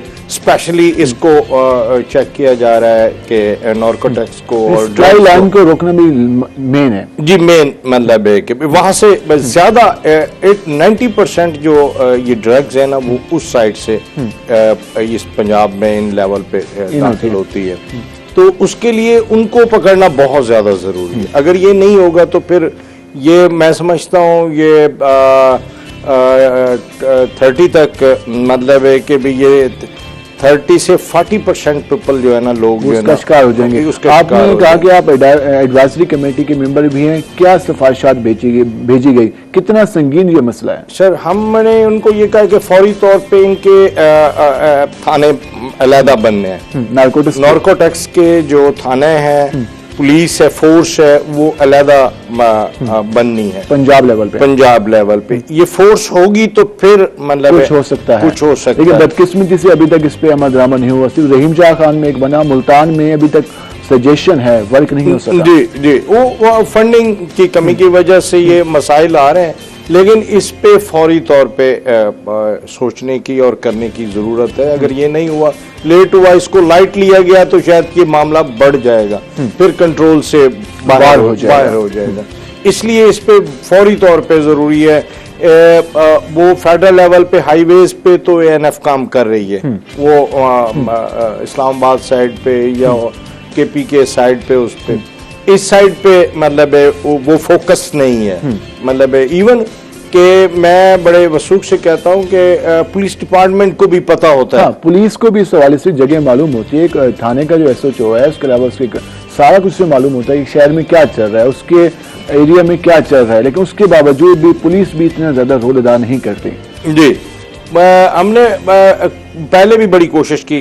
कोई पुलिस ऑफिसर बहुत अच्छा आ जाता है तो वो फिर इस पे क्रैक डाउन करता है एकदम, मतलब है कि भी छापे पड़ने शुरू हो जाते हैं, लोगों को पकड़ना शुरू किया जाता है और फिर उन लोगों को गिरफ्त हाथ डाला जाता है। लेकिन अगर नॉर्मल हो, जिसको इंटरेस्ट ना हो, दिलचस्पी ना हो, वो कहता है कि जी हाँ, वो अपनी जगह मुकदमात में वो बिजी रहता है, डकैती, चोरी, उसके अलावा लड़ाई झगड़ा, वो उन पर फोकस रहते हैं, लेकिन इस तरफ तवज्जो नहीं देते। मैं समझता हूँ कि आने वाली नस्ल को अगर बचाना है, देखो कोई किसी का भी बच्चा, किसी भी अहम आदमी का, किसी भी नॉर्मल गरीब का बच्चा उसमें इन्वॉल्व हो सकता है, और अगर उनको इस लत में लगा दिया गया तो फिर उसको संभालना बहुत मुश्किल होता है। उस पूरे का पूरे घर का बेड़ा गर्क हो जाता है, उसकी इमलाक बिक जाती हैं, उसके जेवरात बिक जाते हैं, चोरी चकारी शुरू हो जाती है, फिर मामला घर का तबाह बर्बादी तक पहुंच जाता है। वो जिस तरह जितना खतरनाक माशरे के लिए बन सकता है, वो भी एक एग्जैक्टली एक मतलब है, वो सिर्फ घर के लिए नहीं, वो पूरे माशरे के लिए, पूरे माशरे के लिए। वो फिर हम ये देखते हैं, हम तो आए रोज जो केसेस होते हैं, लोग आते हैं, बच्चे, फैमिलीज आते हैं, माएँ दौड़ती हैं, वालिदैन पीछे भागते हैं उनको बचाने के लिए, उनको सेव करने, लेकिन कोई उनको हल नजर नहीं आता माँ सिवाय इसके कि भी तसल्ली तशफ़ी दे के वो बच्चों को मतलब जेल से। हुकूमत इस हवाले से कितनी संजीदा नजर आ रही है जो अब तक आपने देखा? सर हुकूमत तो ज़ाहिर हर वक्त संजीदा होती है, डिपार्टमेंट होता है, वो काम कर रहा होता है और उनके बार बार लिख रहे होते हैं कि जी हमें ऑफिसेस चाहिए। इवन के इस वक्त पंजाब लेवल पे हमें डीजी साहब को भी और भी प्रॉपर ऑफिस नहीं है और ये बड़ा प्रॉब्लम है इस पे। तो जाहिर है अगर वो मुल्तान की बात आपको भी मालूम होगा, मुल्तान में जो नारकोटिक्स कंट्रोल की जो एक दो इंस्पेक्टर हैं, उनको प्रॉपर्टी की जिम्मेदारी दी हुई है, वो वहां से टैक्स इकट्ठा करने पे लगे रहते हैं, लेकिन जो इस वाले से फोकस है वो कहते हैं हमारे पास ना कोई वेपन है और ना कोई हमारे पास व्हीकल्स हैं कि हम जाके कार्रवाई कर सकें। तो जब जो डिपार्टमेंट के लोग भी गैर महफूज हों, अपने आप को समझते हो कि हम कार्रवाई नहीं कर सकते, तो फिर कौन स्टेप लेगा? एग्जैक्टली यही बात है कि वो क्योंकि इसको अटैच किया गया एक्साइज एंड टैक्सेशन। अब एक्साइज एंड टैक्सेशन का इंस्पेक्टर जो है ना, उसको लगा दिया जाए कि जी आप जाएं एक गैंग को हाथ डालें, तो हाउ इट इज पॉसिबल कि वो प्रॉपर ट्रेनिंग भी नहीं है, प्रॉपर लोग भी नहीं है उनके पास, वसाइल भी नहीं है। एग्जैक्टली इसके लिए ठोस इकदाम करने होंगे, इसकी फोर्स अलहदा बनानी होंगी। अब जैसे मुल्तान लेवल की बात करें तो हम सबको पता है किन किन एरियाज में मशहूर है पूरी शहर में कहाँ मंशियात बिक रही है, जी बिल्कुल सबके सामने है, लेकिन उसके बावजूद ना हमारे सियासी रहनुमा, ना हमारे समाजी रहनुमा, ना हमारे पुलिस फोर्स और ना हमारे नारकोटिक्स ब्रांच इस पे हाथ डालने को तैयार है। जी बिल्कुल, अगर ये चाहे तो कम से कम उन लोगों को पकड़ा जा सकता है जो बेचने वाले हैं, उनको फोकस करके अगर उनको गिरफ्त में लिया जाए तो इसकी जॉइंट कमेटी बनाई जाए, इस पे बाकायदा इदारे जो है ना वो फोकस करें, तो मैं नहीं समझता कि वो ना उसको पकड़ सकते हैं, लेकिन क्योंकि हर बंदे का अपनी अपनी ड्यूटी मौजूद नहीं है, एक प्रॉपर चैनल मौजूद नहीं है, तो प्रॉब्लम आ रही है। हम कानून साजी की तरफ भी आएंगे आपसे कि जो नई मंशात आ चुकी हैं उनके हवाले से क्या कानून साजी हो रही है, इसमें हम मजीद आपसे बात करेंगे। हम जाएंगे डॉक्टर अनीस खान साहब के पास, जरा उनसे जानते हैं कि इस वक्त सूरत हाल क्या है, क्योंकि वो देख रहे हैं कई ऐसे से मुल्तान को, उसके अलावा साउथ पंजाब से उनके पास पेशेंट आते हैं,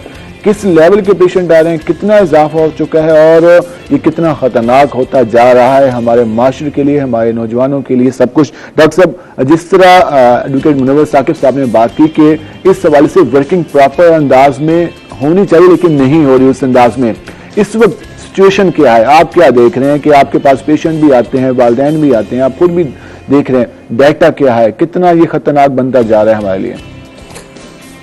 देखें, ये मैंने हॉस्पिटल जो मैं रन कर रहा हूँ, रिहैबिलिटेशन सेंटर नई जिंदगी हॉस्पिटल, ये मैंने 1991 में शुरू किया था। तो उस वक्त मेरे ख्याल में 4, 5, 6, 7 लाख इतनी तादाद थी। उस वक्त 80s में ये चेंज स्टार्ट हुई थी, उसके बाद अब बढ़ती जा रही है। कम थी और उस वक्त वो ट्रेडिशनल नशे थे, उसमें चर्च थी, भंग थी, गांजा था, बस यही लोग इस्तेमाल करते थे।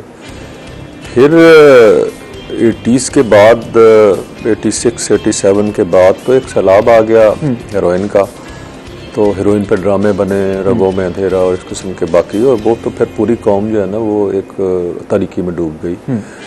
अच्छा, बड़ा वावेला हुआ, लेकिन बदकिस्मती से जो है ना ये रुक नहीं सकी और ये बढ़ती गई और रोकने के लिए संजीदा इकदाम भी नहीं हुए।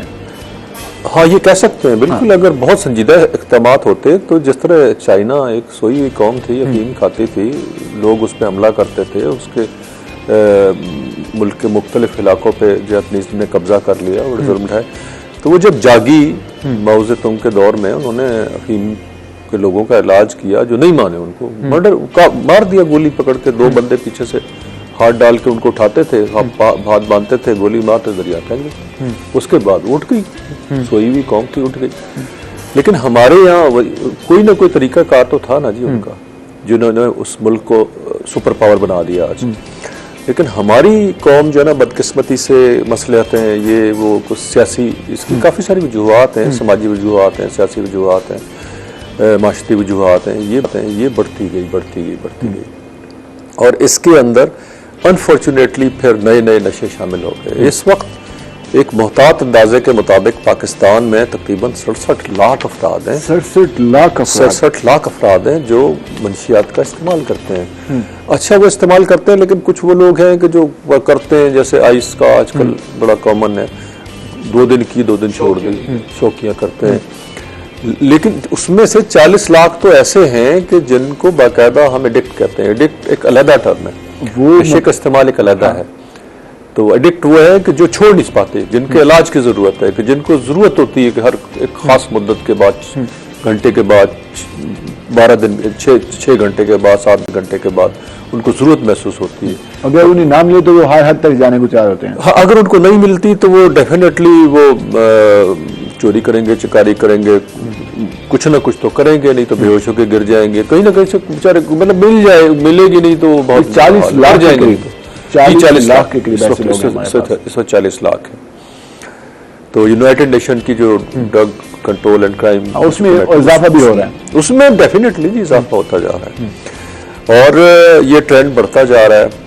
और अब जो है वो सबको मालूम है कि जो मिथाइल एम्फेटामीन है, क्रिस्टल मैथ जिसे कहते हैं, काफ़ी सारे नाम है इसके, वो तो कोई ऐसी, इसमें मतलब बाकी सारे नशों को वाइप कर रही है।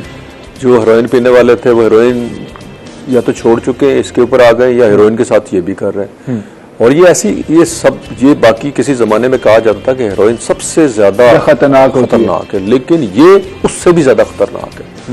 उसकी वजह यह है कि हेरोइन करते करते बंदा जो है ना 6-7 साल 8 साल 9 साल खुराक अच्छी गुजारा कर जाता था। इसमें यह है कि अगर आप इस्तेमाल करें, एडिक्ट हो जाएं, तो आहिस्ता आहिस्ता दिमाग फारिग हो जाता है। कम से कम 1/3 लोग इसमें ऐसे हैं जो ये नशा इस्तेमाल करते हैं, वो दिमाग से बिल्कुल बेचारे आउट ऑफ सेंस बातें करते हैं, वहम उनको पैदा हो जाते हैं। ये ख्याल पैदा हो जाता है कि मेरे खिलाफ लोग हैं, मेरी बीवी मेरे खिलाफ है, खानदान वाले मेरे खिलाफ, और वो यकीन करते हैं। आप उनको बहस करें, वो इस बात को मानने को तैयार है। दिमाग में खलल जो पैदा हो गया, क्योंकि ये पहले तो बड़ी खुशी का एहसास पैदा करती है, और काफी सारी जो है ना इंसान वो उसको ऊपर लेके जाती है, लेकिन ये कुछ थोड़े अरसे के बाद जो है ना, जब वो मुस्तकिल इस्तेमाल बिल्कुल खत्म कर देती है, आहिस्ता आहिस्ता दिमाग को फारिग करती है, भूख लगती नहीं है इंसान को, तो वो फिर वो लड़ाई झगड़ा मतलब यही काम शुरू कर देता है, तोड़ फोड़, गलत फैसले, या उसमें बहुत ज्यादा जो है ना वो तेज हो जाता है, नींद उड़ जाती है, ड्राइविंग रेकलेसली करता है। इसमें ज्यादातर कौन से लोग इन्वॉल्व हो रहे हैं जो पहले से एडिक्ट हैं? इसमें अनफॉर्चुनेटली जी नई जनरेशन बहुत आई है, क्योंकि ये एक दफा मतलब किसी ग्रुप में बाकायदा, अब तो ग्रुप्स की शक्ल में ऑफर की जाती है ना बिठा के, तो थोड़ा सा जो ना करे, पीयर ग्रुप होता है, काफी सारे लोग बैठे होते हैं, ना जो करे वो बुज़दिल लो तुम, ये वो कहता है अच्छा चलो मैं एक दफा सूंगा, तो वो थोड़ी देर के लिए वो कहता है क्या बात, बहुत अच्छी, तो वो फिर नेक्स्ट टाइम भी फिर वो इस तरह वो आदमी तो ये जो यंग जनरेशन है यूनिवर्सिटीज में, इस्लामाबाद से शुरू हुई, फिर लाहौर की यूनिवर्सिटीज में, फिर मुल्तान की यूनिवर्सिटी में भी कुछ हद तक, फिर अब तो ये मतलब कॉमन होती जा रही है, इतनी कॉमन के ये कस्बों में आम हो गई है। अब पिछले ही दिनों कोई मेरे ख्याल में कोई 4-5 हफ्ते हो गए हैं, कोई बल्कि इससे भी कम हुआ है, कि कोई 80 किलो के करीब क्रिस्टल मैथ पकड़ी गई है पेशावर में, 2 मन के करीब, 2 मन के करीब। और वो कहाँ से, जाहिर है वो बॉर्डर क्रॉस करके आती है। तो देखे ना, जब आप एक सियासी अनस्टेबिलिटी है हमारे साथ की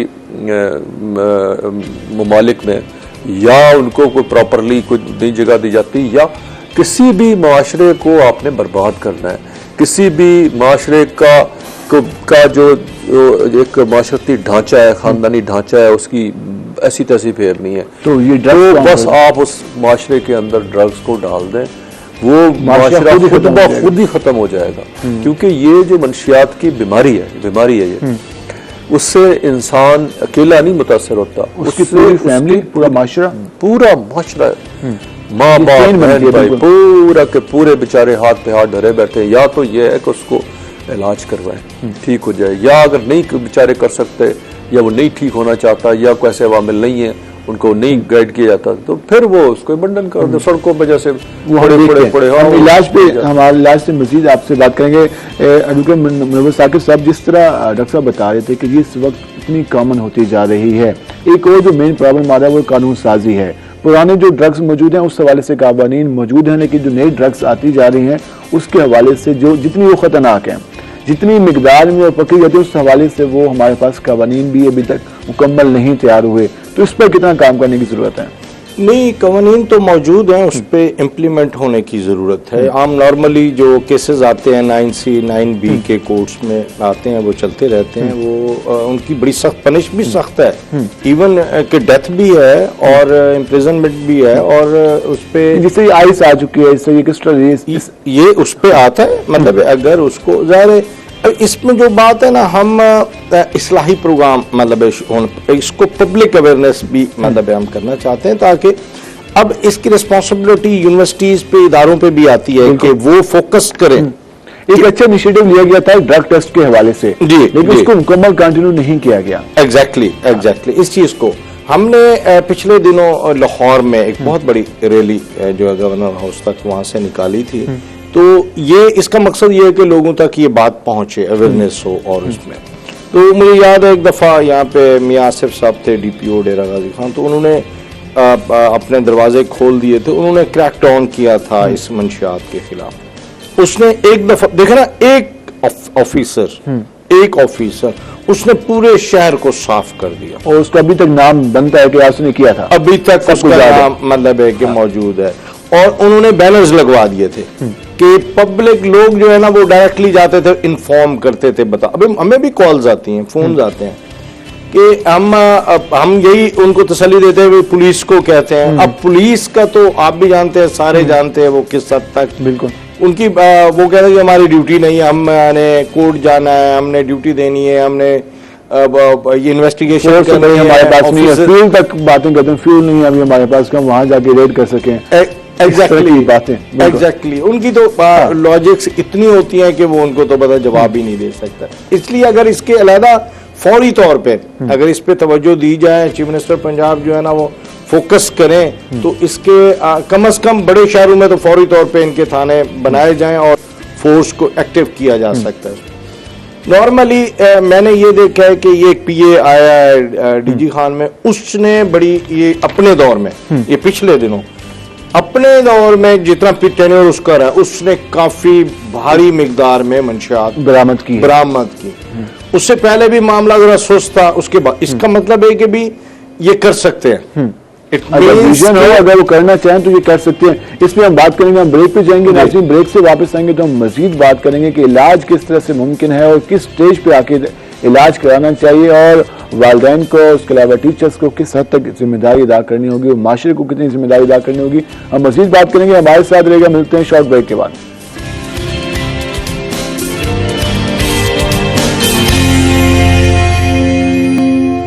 वेलकम बैक नाज़रीन। जिस तरह हम बात कर रहे थे और ड्रग्स के हवाले से हम तफसीली बात करें तो हम अपनी बात का दोबारा से आगाज़ करेंगे। एडवोकेट मुनव्वर साकिब साहब, जिस तरह हम बात कर रहे थे ड्रग्स के हवाले से, एक जो कंपेन शुरू हुई थी वो काफ़ी अच्छे उसके नतायज भी आए थे कि हर जगह डिस्कशन शुरू हो गई थी जो ड्रग टेस्ट के हवाले से। यूनिवर्सिटीज़ में इसका आगाज़ हुआ और कॉलेज़ में कितना ज़्यादा ये पॉजिटिव रहा और उसको जारी रखना कितना लाजमी है?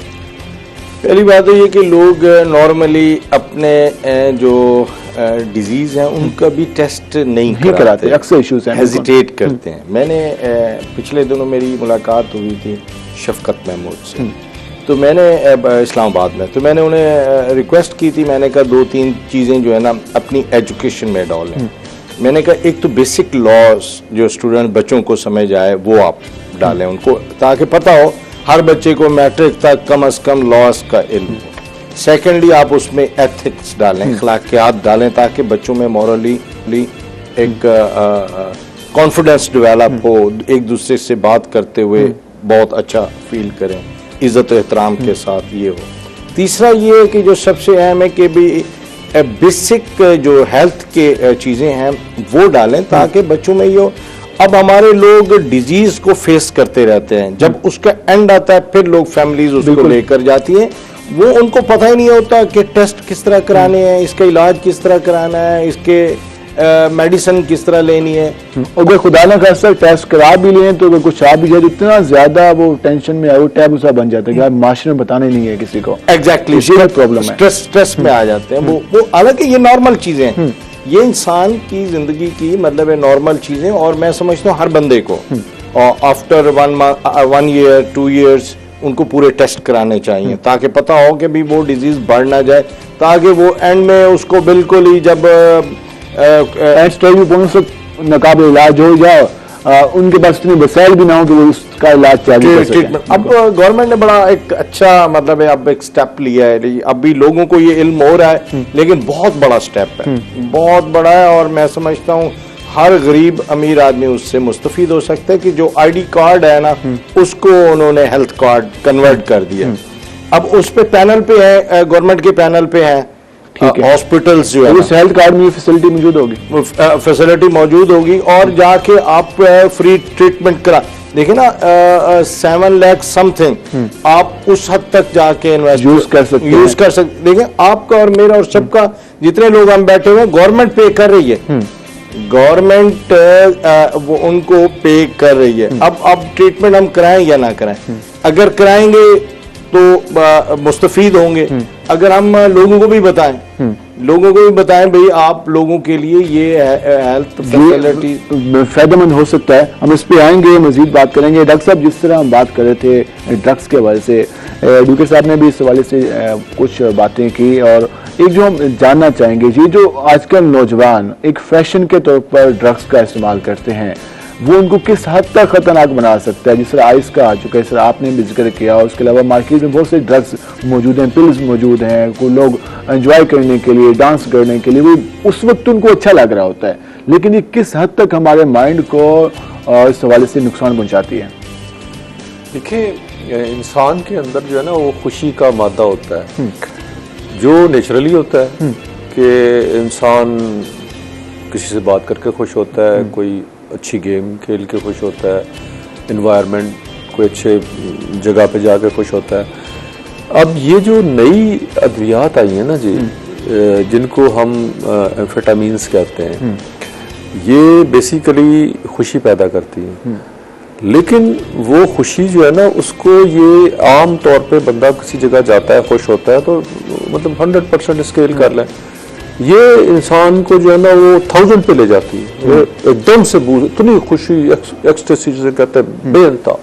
डांसिंग पिल्स है, डांसिंग आती है, क्रॉस द बॉर्डर आती है, बिल्कुल हमें पता है कि हमारे हमसाया मुल्क से आती है, लाहौर में पकड़ी गई, तो हजारों के हिसाब से वो खाते हैं और डांस करते हैं। अफसोस की बात, तीसरे नौजवान को पता, लेकिन पुलिस हमारे उनको नहीं पता। डांस करते रहते हैं, करते रहते हैं, इतना डांस करते हैं कि उनको एहसास ही नहीं होता, और डांस करते करते वो इतना पसीना उनको आ जाता है, डिहाइड्रेशन हो जाती है, बेहोश होकर गिर जाते हैं। तो ये चीजें जो है ना जी, ये आहिस्ता आहिस्ता जो है ना ये इंसान को तबाह कर देती है, क्योंकि ये अननेचुरली इंसान की जो खुशी के मादे हैं उनको ये एग्जॉस्ट कर देती है, वो खत्म हो जाते हैं। नेचुरल वो खुशी आपकी खत्म हो जाती है, नेचुरल खुशी आपको नहीं महसूस होती। जैसे ही वो डाउन हुआ, वो इंसान का मूड भी खराब है, चिड़चिड़ापन भी है, रिएक्ट कर रहा है, इरिटेट भी हो रहा है, जैसे ही वो खाई फिर। लेकिन एक खास टाइम के बाद जो है ना वो भी असर करना छोड़ देती है। वो भी जब आप वो लेंगे तो बजाय इसके कि वो इंसान नॉर्मली बिहेव करे, वो दूसरे बंदे पे इल्जाम लगा देगा, किसी को गोली मार देगा, किसी का गला काट देगा, किसी के सर से फुटबॉल खेलना शुरू कर देगा गला काट के। तो ये सारी चीजें जो है ना जी, ये एबनॉर्मल, जब भी मना किया गया है मजहब में भी और वैसे साइंटिफिकली भी कि ये सारी की सारी चीजें इंसान को तबाह करती हैं, ये अननेचुरल है, ये बीमार माशरों की निशानी है, ये सेहतमंद माशरों की निशानी नहीं है। आजकल हम जिस तरह नौजवान को डिप्रेस देख रहे हैं, स्ट्रेस देख रहे हैं, तो वो शॉर्टकट की तलाश में जाता है और वो इस तरफ जा रहा है। बिल्कुल है। तो उसके लिए क्या जिम्मेदारी किस हद तक अदा करनी होगी? देखिए, उसमें जो लोगों को पढ़ने लिखने का शौक नहीं है, लोगों को हॉकी उठा के मैदान में जाने का शौक नहीं है, क्रिकेट लोग खेलते हैं, वहां तक वीडियो पे है तो पता चले कि हमारा स्टैमिना कितना है, कहां तक पहुंचा हुआ है। देखिए, इसका एक पॉजिटिव इफेक्ट ये है कि जब आप फिजिकली एक्सर्ट करते हैं तो हमारे ब्रेन के अंदर एंडोर्फिन्स पैदा होते हैं। एक ऐसा केमिकल पैदा होता है कि जो आपको हल्का फुल्का रखता है, खुश महसूस करता है, आप महसूस करते हैं, आपको चाको चबंद रखता है, तंदुरुस्त तवाना रखता है। आप उसकी बजाय ना वीडियो पे हॉकी खेल रहे हैं, वीडियो गेम पे टेबल टेनिस, तो वो तो फिर जाहिर यही होगा। फिर दूसरी वजह ये है कि लोगों को जो है ना जी एक कोई सेटिस्फेक्शन नहीं है। अव्वल तो सीधी सी बात है कि ये जो 2 साल गुजरे हैं कोरोना के, इसने तो तबाही कर दिया ना, लोगों को मिलने जुलने से चले गए लोग, कोई जगह महदूद हो गए, महदूद हो गए, बैठ गए, तो वो जाहिर है चुपचाप कमरे में बैठे, न मिलना न जुलना। इंसान सोशल एनिमल है, जब तक कैथारसिस ना करे, कोई अपनी ना सुने, दूसरों की ना सुनाए, तो वो इंसान की तसल्ली नहीं होती। एक और हमारी फीमेल्स भी यूनिवर्सिटीज में हमारी फीमेल्स भी इसका शिकार हो रही हैं। पहले काफी कम रुझान था कि इस हवाले से केसेस सामने हैं, तो इस हवाले, क्योंकि पहले फीमेल हम देखते हैं कि बच्चों की तरबियत घर से पहले दिन से शुरू हो जाती है, लेकिन अब बदकिस्मती से इस हवाले से भी केसेस आना शुरू हो गए हैं, और वो बताना भी किसी को नहीं चाहते। वो कहते हैं नाम भी ना है, खानदान क्या कहेगा, माशरा क्या कहेगा। देखिए, यहाँ पर जो इस्लामाबाद में है वो तो ऑलरेडी जो है ना वो इतने एडवांस्ड हैं कि वो बॉदर ही नहीं करते। वो कहते हैं कि आराम से फिर रहे हैं, 2 ख़वातीन फिर रही हैं, 2 लड़के फिर रहे हैं, वो कहते ठीक है। तो उनमें से किसी लड़के ने ऑफर की तो इस्तेमाल। हमारे यहाँ जो यहाँ पे आई हैं, ये जो दूर दराज इलाकों से आई हैं, इनमें तजस्सुस है। इनको जो है चीज़ है, हाँ ये क्या चीज़ है, ये कोई मॉडर्न चीज़ है, इसको ट्राई किया जाए, तो ये तजस्सुस के तौर पे आती हैं और पकड़ी जाती हैं। और फिर इनमें से काफ़ी सारी ऐसी हैं कि फिर जिनको जो है ना वो यहाँ के जो लोग हैं ब्लैकमेल करते हैं, उनकी वीडियोस बना ले। हम आजकल जो है ना वो कॉमन सा चीज़ आ रही है कि जी वो पीते पिलाते कर लिया। तो वो औरतें भी जो है ना वो इस हद तक नहीं है हमारे अभी कम रेशियो है, तक नहीं है, कम रेशियो है, कम है, लेकिन इसके वाकयात अब सुनने में आ चुके हैं। और लेकिन एक तो हमारे पास जो आती है वो यूजुअली वो ख्वातीन है कि मतलब मैं कहना नहीं चाहता प्रोफेशनल बिल्कुल किस्म की ख्वातीन है वो, तो आम ख्वातीन जो है ना वो कम ही आती हैं, तो वो ज्यादा आती हैं, उस तरफ आ रही है, वो दूसरी तरफ। इस पे हम नेक्स्ट बात करेंगे हम कि इसके हवाले से इलाज कितना बेहतर है। तो इलाज के हवाले से कोई सेंटर्स हुकूमत कितना विजन रखती है, उनको फंड्स के हवाले से दिए जा रहे हैं ताकि जो बहाली सेंटर हैं उनको दोबारा से माशरे में एक अच्छा शहरी बनाकर भेजा जाए, इस हद तक किस तरह से काम हो रहा है? इसमें पहले तमाम हॉस्पिटल्स में एक जो वो था, लेकिन मैं निश्चित किसी बात करूं वो नहीं लेते पेशेंट। एग्जैक्टली यही है कि भी अब उन्होंने इसको मतलब है कि क्योंकि इस पे फोकस ज्यादा करना पड़ता है, मेहनत ज्यादा करनी पड़ती है और उसका मेडिसिन ज्यादा देनी पड़ती है।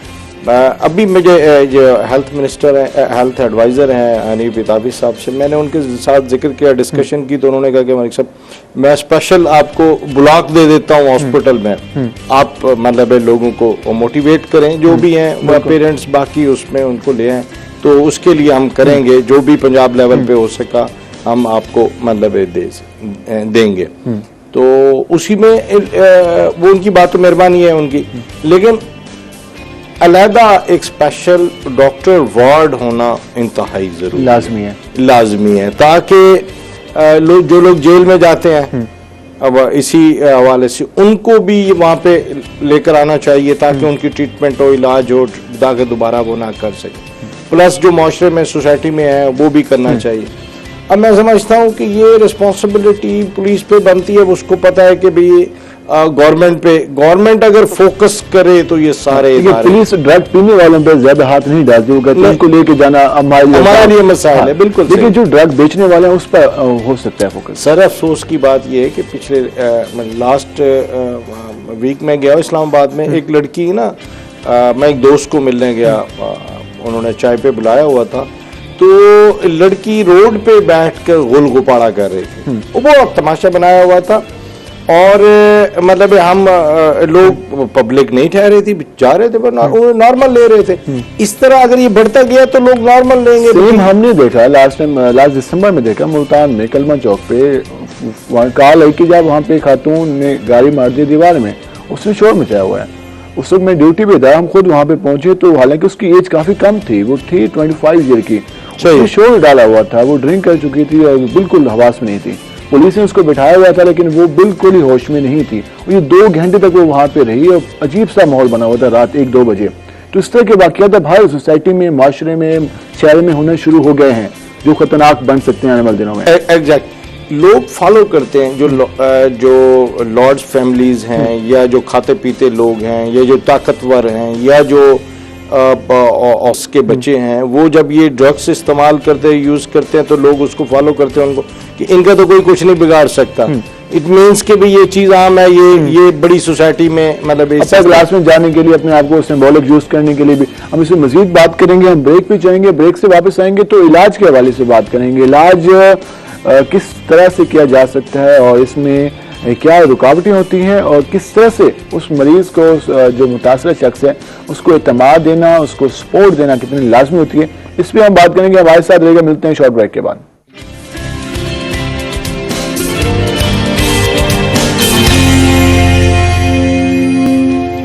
वेलकम बैक नाज़रीन। जिस तरह हम बात कर रहे थे ड्रग्स के हवाले से, अब हम बात करेंगे कि जो लोग मुतासरा हैं या होने जा रहे हैं, इलाज किस स्टेज पर शुरू हो जाना चाहिए और उसमें वालिदैन को किस हद तक जिम्मेदारी या सपोर्ट करनी चाहिए अपने जो उसका बच्चा है या उसका फ़र्द है जो उसका शिकार हो सकता है। डॉक्टर साहब, इसमें इलाज कब शुरू करना चाहिए? बात पहले तो है कि जाना नहीं चाहिए। अगर बदकिस्मती से जिस तरह हम बता रहे हैं कि 67 लाख अफराद हमारे इसका शिकार हो चुके हैं और 40 लाख लोग मुकम्मल हो चुके हैं, तो अब इसमें वालिदैन को और उसके अलावा जो करीबी लोग हैं उनको किस तरह सपोर्ट करना चाहिए? उस मुतासरा शख्स को रिहेबिलिटेशन सेंटर में लेके जाना, किस स्टेज पे लेके जाना चाहिए? एज सून एज पॉसिबल, जितनी जल्दी हो सके ना जी, उसको इलाज के लिए लेके जाएं। देखिए इसमें प्रॉब्लम एक होता है, इसमें एक टाइम जब वो उनकी बात सुन रहा होता है, वो जब बिल्कुल एंड पे जाता है, जब बिल्कुल डिपेंड हो जाता है, लेकिन जब वो खुद कुछ हद तक मजबूत होता है तब तक उनके काबू में नहीं होता, उसमें क्या करना चाहिए? देखें उसमें अगर तो वो उनके काबू में नहीं होता तो मेरा ख्याल ये है कि उसमें हमारे एक वर्ड यूज़ होता है क्राइसिस इंटरवेंशन, यानी बंदा इतने बुरे हालात में है कि उसको नहीं पता कि वो क्या कर रहा है क्या नहीं कर रहा, उसको सेंसेस ही नहीं है, वो मारपीट कर रहा है, उसको ये नहीं पता वो बहन का गला दबा रहा है, तो उसको फिर हम लोग कहते हैं कि इस जगह पे इतनी क्राइसिस है, इतने मुश्किल हालात हैं कि वहाँ पर एक टीम को जाकर उनकी कंसेंट से जो उसके फादर या मदर है, ज़ाहिर है वो बुरा नहीं चाहेंगे उसका, तो वो उनकी कंसेंट से जाके लेकर आएँ और उसको रखें रिहेबिलिटेशन सेंटर में।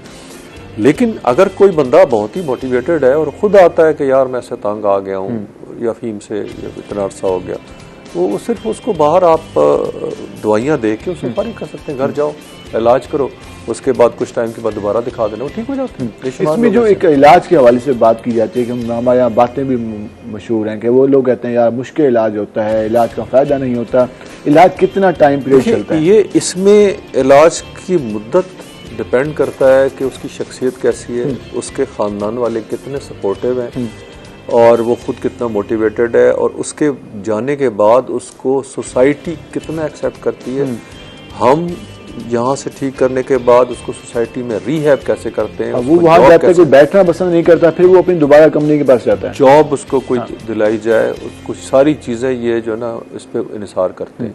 और हर शख्स का जो है ना वो ये नहीं है कि हमारे यहाँ एक बड़ा अजीब सा ट्रेंड है कि 3 महीने 2 महीने, मेरा नहीं ख्याल 10 दिन में भी ठीक, 10-15 दिन में भी ठीक, डिपेंड करता है कि उस शख्स को ना तो नामुकम्मल इलाज किया जाए, ना ये कि ओवर ट्रीट किया जाए उसको देख के, और जैसे जैसे वो ठीक होता जाता है उसके हमारे नफ्सियात के साथ मिलकर उसको जो है ना उसकी मेंटल कंडीशन देख के उसको सोसाइटी में दोबारा भेजा। हमारे यहाँ जो अक्सर अगर हम देहात की बात कर लें, शहरों की बात करें, अक्सर लोग उस वक्त लेके आते हैं जब वो बिल्कुल एंड स्टेज पे होता है, उस वक्त मुश्किल हो जाता है इलाज। जी बिल्कुल ऐसे ही हमारे पास कई ऐसे एड्स वगैरह का भी शिकार हो चुका होता है, कई एड्स का भी शिकार होता है, टीबी का शिकार होता है, और उसने आईवी यूजर्स बहुत ज़्यादा हैं, इंजेक्शन लगाते हैं, इंजेक्शन ऐसी जगह लगाते हैं सारी टांग वांग गली हुई होती है, वो हमारे लिए मुश्किल होती है, तो हम कहते हैं कि जी हम जब तक आप इसकी ये सर्जन के पास नहीं ले जाते, ये इसकी टांग ठीक नहीं होती, हम नहीं कर सकते, उठा के ले आते हैं कि बस किसी न किसी तरीके डॉक्टर साहब आप इसको ठीक करके भेज दें। हमने कहा ये इसमें सर्जन का रोल भी है, कि जो इतने साल वो रहा उस वक्त ख्याल नहीं आता, जब बिल्कुल एंड हो जाता है, जब बिल्कुल खत्म होने लगता है वो, हाँ, तो पहले दिन जिम्मेदारी वो हमारे यहाँ एक है ट्रेंड टालने का, वो टालते जाते हैं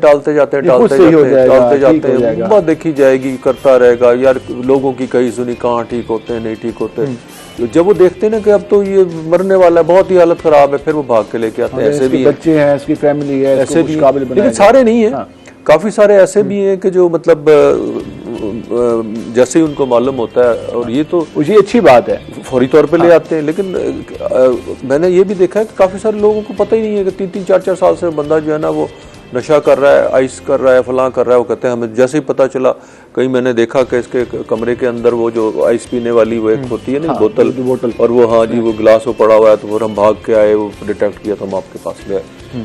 डिपेंड करता है फैमिली टू फैमिली, लेकिन काबिल इलाज मर्ज है, ठीक हो सकता है।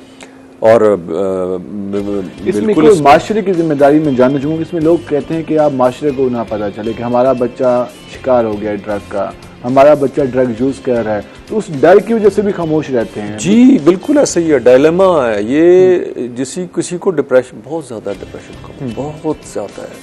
अच्छा, लोग डिप्रेशन से भी डरते हैं, डायलेमा है, डिप्रेशन है भाई कमज़ोरी है, कोई कमज़ोरी नहीं है, ये जो हमारा सो कॉल्ड तरक्की याफ्ता दौर है ये उसका देन है, और ये जो मंशियात है उसका देन है, ये जो हमारी सरमायादारी निज़ाम है ये उसकी देन है। एक मंशियात क्यों पीता है बंदा, कौन बेचता है, किसको फायदा है, बेचने वाले को, सीधी सी बात है। बिल्कुल जो सबसे ऊपर इनका हायरार्की में जो बैठा है उसका तो नाम ही नहीं आता ना, वो तो कभी पकड़े नहीं जाता। वो तो आते नहीं है। जो नीचे पकड़े जाते हैं उनके मैनेजर पकड़े जाते हैं, उनका तो जो रोड रोड पे में नाम होते हैं, होता है जो- कि किसके पास गए, कितना पैसा गया। तो ये निज़ाम जो है ना, इसने इंसान को बीमार किया है, इसने इंसान को ज़हनी तौर पर सेहतमंद नहीं किया। पहले इंसान को बीमार करते हैं, फिर उसका इलाज करते हैं। और मेरा ख्याल ये है कि अगर इंसान की बका है और इंसान इस पूरे अर्ज पे जिंदा रहना चाहता है तो उसको जो है ना कोई और सिस्टम लाना पड़ेगा। ये सरमायादारी निज़ाम की आखिरी सांस है कि सरमायादाराना निज़ाम, इसमें आप ये कह रहे हैं कि जी चीज़ें ज़्यादा खराबी की तरफ लेके जा रहा है। अरबों डॉलर का काम, अरबों डॉलर का काम है ये जो मंशियात का है। किसके पास जाते हैं, कहाँ पकड़े जाते हैं वो लोग, और उसके नतायज आम आदमी को भुगतना पड़ते हैं। इस पे हम मज़ीद बात करेंगे। एडवोकेट साहब, जिस तरह डॉक्टर साहब ने बात की कि ये इस हद तक हमारे माशरे अंदर जा रहा है और कोई रोकने वाला नहीं है। एक तो सिस्टम की खराबी है कि कोई इसको ऑन करने को तैयार नहीं है। अगर रियासत या हमारे जो इदारे मौजूद हैं वो ऑन करते भी हैं तो कुछ अरसे तक, जैसे आपने मिसालें दी कि किसी का विजन हुआ, उसने क्रैक डाउन किया, कुछ हद तक ठीक हो गया, लेकिन प्रॉपर अंदाज में इस पर वर्किंग नहीं होती। एक चीज़ शुरू हुई थी स्मोकिंग के हवाले से कि 18 साल से कम और बच्चे को नहीं देनी, लेकिन उसके बावजूद भी हम देखते हैं कि इसमें एक तो लोग नहीं मानने को तैयार और दूसरी जनिब कानून नहीं है। इस पर किस हद तक काम करना चाहिए? इसमें एक मुहिम चली थी कि भाई किसी इंस्टीट्यूशन में, किसी इदारे में, किसी ऑफिस में, किसी भी जगह पे ट्रांसपोर्ट में स्मोकिंग मना है, भाई वहाँ पे बंदा नहीं कर सकता।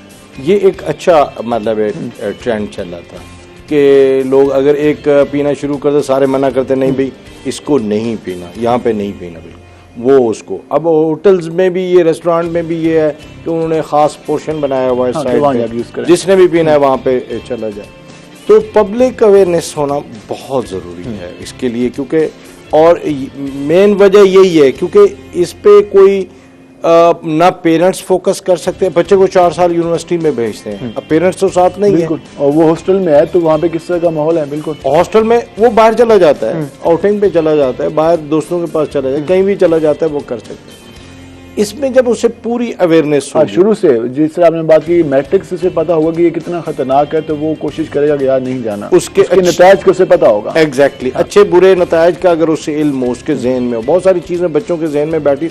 अब बच्चे काउंसलिंग पसंद करते हैं, जो कि हमारे एजुकेशन का सिस्टम ज्यादा नहीं है, लेकिन अगर काउंसलिंग की जाए तो बच्चे एक अच्छे तो लास्ट में मैं जानना चाहूँगा एक्साइज डिपार्टमेंट के हवाले से परमिट जारी किए जाते हैं वहाँ पर, और जिस तादाद में जारी किए जाते हैं वो भी सबके सामने मौजूद है, और जो अल्कोहल के हवाले से, उसके अलावा लिक्विड के हवाले से ये चीज़ें हैं, तो एक तो मेडिसिन कंपनीज के हवाले से जारी की जाती है, लेकिन बाज़ का ये भी होता है कि उसकी शिकायत आती है कि यार वैसे भी मेडिसिन कंपनीज के नाम पर और लिक्विड के नाम पर या कुछ और बनाने के नाम पर जारी किए जा रहे हैं। इस पर कानून साजी कितने लाजमी है?